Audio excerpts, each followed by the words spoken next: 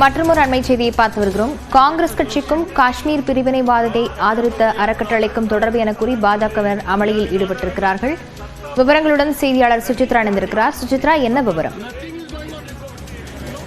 மாநிலங்களவையில் அவை தொடங்கியதும் குறிப்பாக இன்று வழங்கப்பட்டிருந்த அந்த விவாத நோட்டீஸ்கள் மீதான விவாதங்களை எடுக்க வேண்டும் என்ற ஒரு கோரிக்கை என்பது முன்வைக்கப்பட்டது. குறிப்பாக 11 நோட்டீஸ்கள் அதில் பாஜக மற்றும் அதனுடைய கூட்டணி கட்சிகள் சார்பான எம்பிக்கள் சார்பாக வழங்கப்பட்டிருந்தது குறிப்பிடத்தக்கது. மிக முக்கியமாக காங்கிரஸ் கட்சிக்கும் பிரிவினைவாதத்தை ஆதரிக்கும் சோரோஸ் நிறுவனத்திற்கும் இடையேயான தொடர்பு குறித்து விரிவான விவாதம் நடத்த வேண்டும் என்ற ஒரு கோரிக்கையை பாஜக எம்பிக்கள் முன்வைத்த நிலையில் ஒட்டுமொத்தமாக அனைத்து விவாத நோட்டீஸ்களுக்கும் ஒரு கோரிக்கை என்பதை அவைத் தலைவர் ஜெகதீப் தன்கர் நிராகரித்தது குறிப்பிடத்தக்கது. அவையினுடைய அலுவலை ஒத்திவைத்துவிட்டு இந்த விவாதங்களை முன்வைக்க வேண்டாம் என்ற ஒரு கோரிக்கையும் அவர் எம்பிக்களுக்கு முன்வைத்த நிலையில் கடும் அமளியில் பாஜக மற்றும் அதனுடைய கூட்டணி கட்சியை சார்ந்த எம்பிக்கள் ஈடுபட்டுள்ளனர். மிக முக்கியமாக பூஜ்ய நேரம் மற்றும் கேள்வி நேரத்தை நடத்தி முடித்துவிட்டு அவை மீதான அந்த சிறப்பு நோட்டீஸ்கள் மீதான விவாதத்தை எடுத்துக் கொள்ளலாம் என்ற ஒரு கருத்தை அவைத் தலைவர் ஜெகதீப் தன்கர் கோரிய நிலையிலும்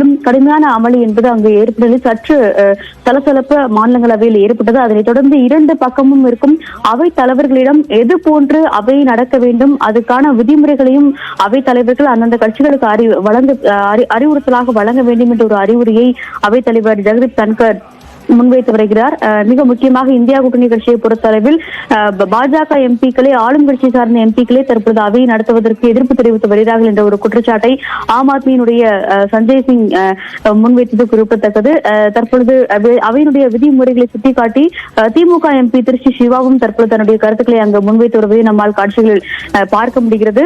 11 நோட்டீஸ்கள் பாஜகவால் வழங்கப்பட்டிருந்த நோட்டீஸ்கள் என்பது நிராகரிக்கப்பட்டதால் கடும் அமளியில் அதனுடைய எம்பிக்கள் தற்பொழுது மாநிலங்களவையில் ஈடுபட்டு வருவது மிக முக்கியமாக பார்க்கப்படுகிறது. விவரங்களுக்கு நன்றி Suchitra. No. At that time you did not have this rule book with you.